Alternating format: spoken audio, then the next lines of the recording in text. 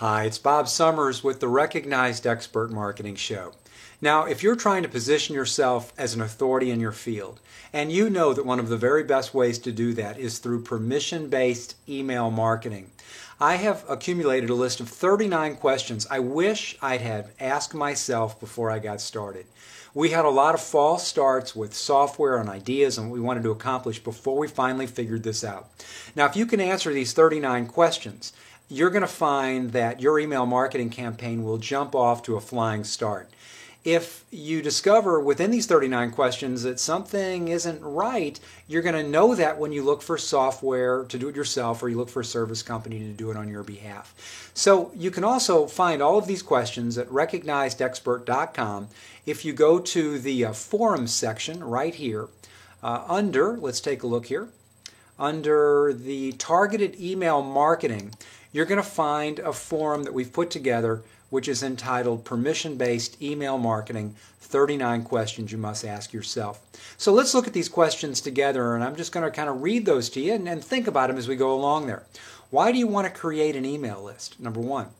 How are you going to gather the names on your list? Will you sell or share your list with other people? That's really important. How big of a list do you hope to generate? Hundreds, thousands, hundreds of thousands? What information do you want to gather? First name, last name, zip code? There's a lot of different things you can gather. What are you going to offer the people who subscribe to your list? Do you want to address them by their first name, last name when you send out an email or something other than that? Do you want to send them an autoresponder, which is something that goes out consistently from the time they actually sign up? Do you want to send out a newsletter, which is something you send out on a regular basis whenever you choose to? What is your newsletter and your autoresponder going to be about?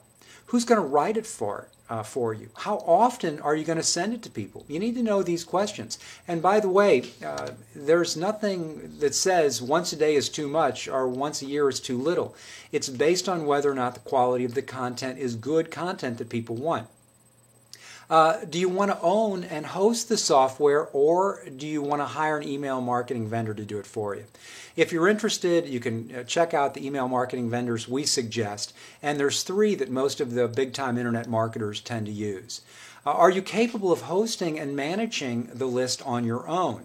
If you are, great. It takes a lot of work, I can tell you that, or not. Do you want to be able to import your current list of that you have maybe on another software program? Do you want to segment your list into groups? Do you want to detect duplicate names when they come in and get rid of them so you're not sending people 2 and 3 emails simultaneously?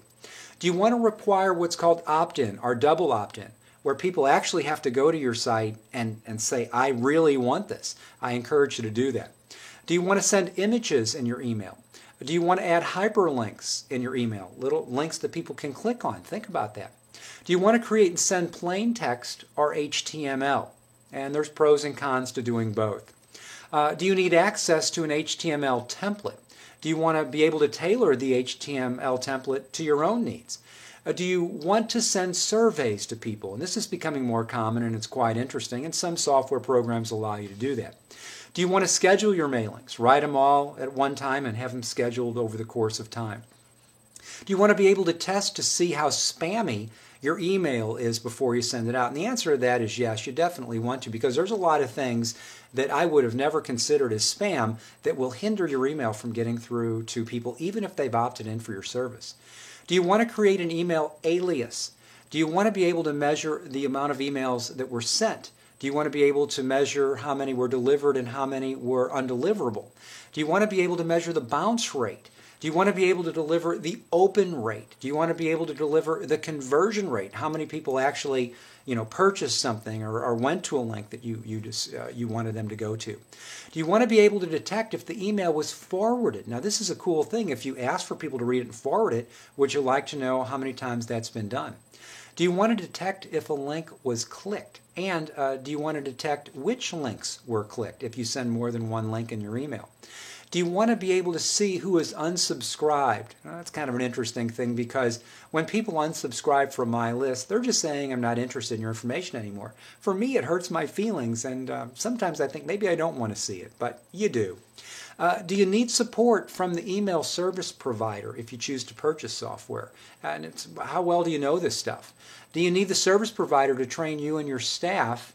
And if so, to what extent? And finally, how much are you willing to invest? Whether it's in the software and the maintaining it yourself, or how much are you willing to invest per month if you hire a service to do it? Now, folks, if you're interested in email marketing, and you should be because it's a fantastic way to stay in touch with your customers, join us at recognizedexpert.com under our targeted email marketing section, and you can ask your questions and learn some really great stuff about email marketing. Hope to see you over on recognizedexpert.com. Thank you.